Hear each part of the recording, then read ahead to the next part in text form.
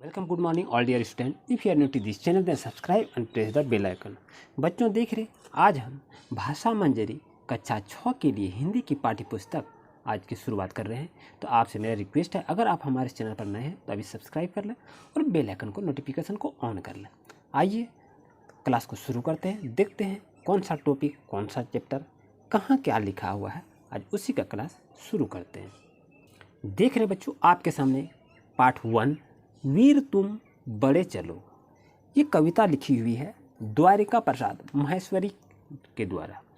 तो इस कविता का मुख्य उद्देश्य क्या है, इसको थोड़ा सा देख लेते हैं।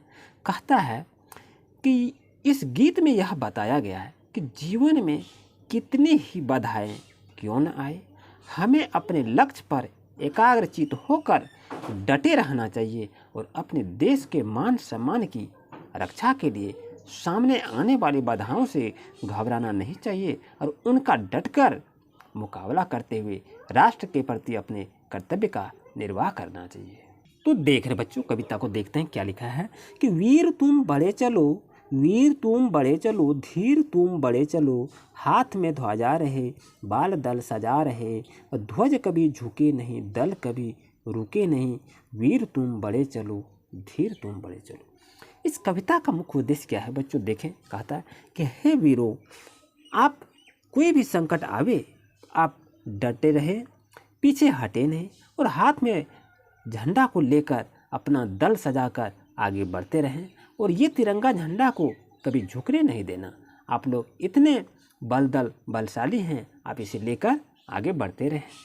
आगे देखिए क्या लिखा है कि सामने पहाड़ हो, सिंह की दहाड़ हो, तुम निडर डरो नहीं, तुम निडर डटो वहीं, वीर तुम बड़े चलो, धीर तुम बड़े चलो। कहता है कि सामने कोई भी किसी भी तरह की बाधा आ जाए तो उस बाधा को तोड़कर आप निडर होकर आप उसे डटकर मुकाबला करें और आगे आप बढ़ते चलें। उसके बाद कहता है मेघ गरजते रहे, मेघ बरसते रहे, बिजलियाँ कड़क उठे, बिजलियाँ तड़क उठे, वीर तुम बड़े चलो, धीर तुम बड़े चलो।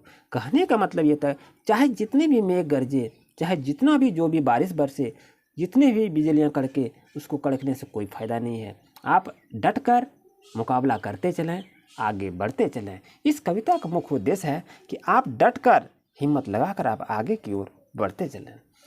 नेक्स्ट लिखा है कि प्रातः हो कि रात हो, संग हो न साथ हो, सूर्य से बड़े चलो, चंद्र से बड़े चलो, वीर तुम बड़े चलो, धीर तुम बड़े चलो।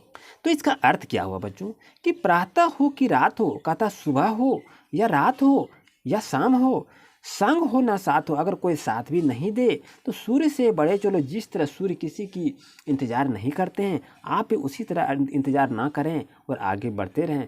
चंद्र से बड़े चलो, जिस तरह सूर्य चंद्रमा किसी की इंतज़ार नहीं करते हैं, वे अपनी गति पर लगातार वो परिश्रम होकर अपनी दिनचर्या के नियम को पालन करते हुए वो घूर्णन गति को पूरा करते रहते हैं। अब यहाँ कहता है बच्चों, एक ध्वज लिए हुए, एक प्रण किए हुए, मातृभूमि के लिए, पितृभूमि के लिए, वीर तुम बड़े चलो, धीर तुम बड़े चलो। वो कह रहे हैं कि हाथ में ध्वजा लीजिए और मातृभूमि की रक्षा करने के लिए, पितृभूमि की रक्षा करने के लिए आप हमेशा डटकर आगे बढ़ते चलें।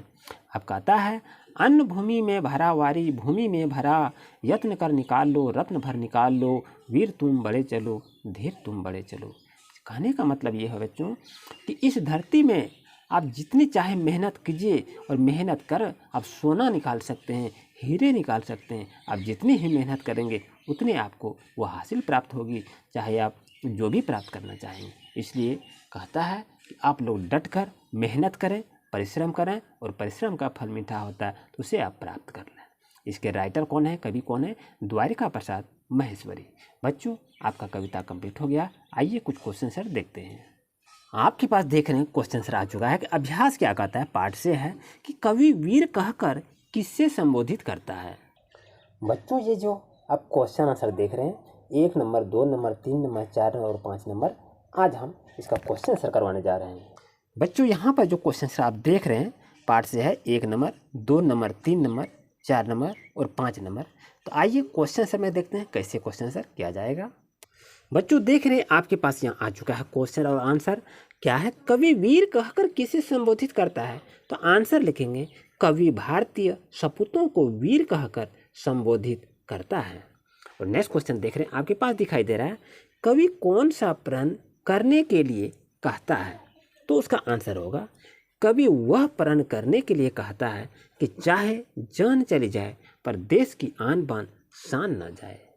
नेक्स्ट क्वेश्चन देख रहे हैं, 3 नंबर क्वेश्चन क्या है कि इस कविता से हमें क्या प्रेरणा मिलती है? तो लिखेंगे, इस कविता से हमें यह प्रेरणा मिलती है कि बाधाएं जितनी भी आए लेकिन लक्ष्य पर एकाग्र होकर डटे रहें एवं धैर्य रखकर देश की रक्षा करनी चाहिए, ये इसमें कहा गया है।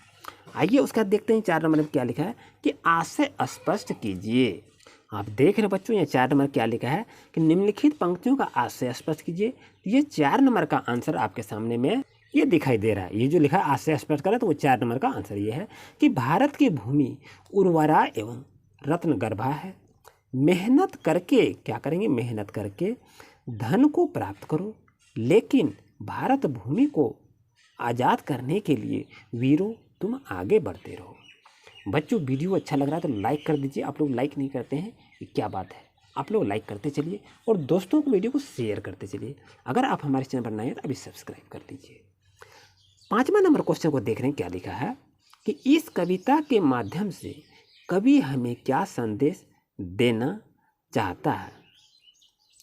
तो आंसर क्या लिखेंगे? इस कविता के माध्यम से कवि यह संदेश देना चाहता है कि बाधाओं से घबराना नहीं चाहिए, देश की सम्मान की रक्षा के लिए जीवन को न्यौछावर करने के लिए तैयार रहना चाहिए। तो ये आपका बच्चों 5 नंबर का आंसर ये हो गया। आप देख रहे हैं, अच्छी तरह से देखकर बच्चों अच्छी तरह लिखने का प्रयास करें और आप एक नोटबुक बना लें जो कि परीक्षा के दृष्टिकोण से काफ़ी महत्वपूर्ण होगा बच्चों। आइए अब क्वेश्चन कुछ लिखा है पाठ से आगे। आप जो देख रहे हैं बच्चे यहाँ पाठ से आगे, तो उसी की क्वेश्चन सर करेंगे यहाँ पर। तो यहाँ पर क्वेश्चन जो देख रहे हैं 1 नंबर 2 नंबर 3 नंबर 4 नंबर, इसका भी क्वेश्चन सर करते हैं। आइए देखते हैं। लिखा है कविता का एक नया शीर्षक सुझाइए। तो इसका शीर्षक होगा भारत के धीर वीर आगे बढ़ते रहे। उसके 2 नंबर क्वेश्चन देख रहे हैं, क्या लिखा है कविता को पढ़कर आपके मन में किस प्रकार के भाव जगते हैं, लिखिए। तो लिखेंगे कविता को पढ़कर हमारे मन में देशभक्ति की भाव जगते हैं, क्योंकि मातृभूमि की रक्षा के लिए हमें सदैव तैयार रहना चाहिए। उसका 3rd नंबर क्वेश्चन को देख रहे हैं, आपके सामने दिखाई दे रहा है कि राष्ट्रीय ध्वज को फहराने के कुछ नियम हैं, पता कर लिखें। तो देख रहे हैं बच्चों क्या लिखा है कि राष्ट्र ध्वज को सुबह फहराना चाहिए, ध्वज को तोड़ मोड़ कर नहीं रखना चाहिए, संध्या पूर्व इसे उतार लेना चाहिए। तो ये ध्वज से संबंधित ये कुछ नियम थे जो कि आपको लिखा दिए। ये बहुत ही शॉर्टकट में बहुत ही सरल ढंग से सटीक ढंग से आपको क्वेश्चन सर करवा रहे हैं। और 4th नंबर क्वेश्चन क्या है कि धरती हमें बहुत कुछ देती है, अन्न और जल के अलावा धरती हमें और क्या देता है? तो इसका देखिए क्वेश्चन है, अब आंसर लिखेंगे कि धरती हमें बहुत कुछ देती है, जिसमें अन्न जल के अलावा धरती हमें पहचान देती है और हम गर्व से कहते हैं कि हम भारतीय हैं। बच्चों ये अब देखें आपका क्वेश्चन आंसर चैप्टर 1 का कंप्लीट हो गया है। उम्मीद है बच्चों आज का क्लास आपके लिए काफ़ी यूजफुल रहा होगा। बच्चों इसे जितनी बार चाहे इसे पढ़ते रहें, देखते रहें और इसे याद करें। आइए इसको पुनः एक बार पढ़ देते हैं कि वीर तुम बड़े चलो, धीर तुम बड़े चलो, हाथ में ध्वजा रहे, बाल दल सजा रहे, ध्वज कभी झुके नहीं, दल कभी रुके नहीं, वीर तुम बड़े चलो, धीर तुम बड़े चलो, सामने पहाड़ हो, सिंह की दहाड़ हो, तुम निडर डरो नहीं, तुम निडर डटो वहीं, वीर तुम बड़े चलो, धीर तुम बड़े चलो, मेघ गरजते रहे, मेघ बरसते रहे, बिजलियां कड़क उठे, बिजलियां तड़क उठे, वीर तुम बड़े चलो, धीर तुम बड़े चलो, प्रातः हो कि रात हो, संग हो न साथ हो, सूर्य से बड़े चलो, चंद्र से बड़े चलो, वीर तुम बड़े चलो, धीर तुम बड़े चलो। एक ध्वज के लिए हुए, एक प्राण किए हुए, मातृभूमि के लिए, पितृभूमि के लिए, वीर तुम बड़े चलो, धीर तुम बड़े चलो, अन्न भूमि में भरा, वारी भूमि में भरा, यत्न कर निकाल लो, रत्न भर निकाल लो, वीर तुम बड़े चलो, धीर तुम बड़े चलो। द्वारिका प्रसाद महेश्वरी इसके कवि हैं। उसके बाद बच्चों यहाँ दिखाई दे रहा है कि अनुमान एवं कल्पना। सैनिकों के नाम एक पत्र लिखिए जिनमें से उसे साहस और बलिदान की चर्चा हो। ये अपना अनुमान और कल्पना से आप लिखने के लिए कहा रहा है। दूसरा है कि देश का एक नागरिक होने के नाते आप अपने देश की रक्षा करने के लिए क्या प्रयत्न करेंगे, तो ये आपको लिखना है। इस तरह से देखिए बच्चों, भाषा संदर्भ से यहाँ कुछ लिखा हुआ है, इसे अच्छी तरह से पढ़ें और समझें। और उसके बाद यहाँ पर लिखा हुआ है, आप देख रहे हैं कि संयुक्त करते समय इनकी पाई हटा दी जाती है, जैसे कृतज्ञ है, भाग्य है। तो किस तरह से ये सेंटेंस को लिखा जाता है, तो ये संयुक्त वर्ण को कैसे पढ़ा जाता है, इसके बारे में बताया बच्चों। ये कोई दिक्कत नहीं है। ये आपका पर्यायवाची शब्द है, जैसे पहाड़ है, पर्वत है, चंद्र है, सिंह है। तो इस सब का आपको याद रखना होगा, क्योंकि परीक्षा में ये क्वेश्चन पूछ सकता है। अब बच्चों 3 नंबर देख रहे हैं, जो शब्द उल्टे अर्थ देते हैं उन्हें हम विपरीतार्थक शब्द कहते हैं या विलोम शब्द कहते हैं। जैसे क्या होता है प्रसन्न, प्रसन्न का क्या कहते हैं, अप्रसन्न होता है। इसलिए निडर का कायर होगा, रात का दिन होगा, वीर का कायर होगा। तो इस तरह आप देखेंगे तो आप लिखेंगे तो आपको याद हो जाएगा बच्चों। अब यहाँ कहता है पाठ में विषम आदि बोधक चिन्ह का प्रयोग किया गया है। उन चिन्ह भय, शोक, हर्ष, आश्चर्य, घृणा आदि भाव को प्रकट करने वाले शब्द या वाक्यों के बाद लगाया जाता है। जैसे अरे तुम कब आए, ऐसे ऐसे चीज़ को लिखने के लिए 5 वाक्य बनाने के लिए कहा है। आप कविता से चुनकर आप 5 वाक्य बना सकते हैं।